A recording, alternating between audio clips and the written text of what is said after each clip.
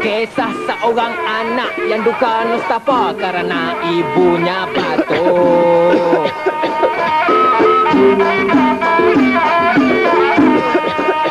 Kasihan sungguh dia pergi mendapatkan ubat. Persediaan herba tradisional dan madu ini kemudiannya disebarkan demi kebaikan sejagat.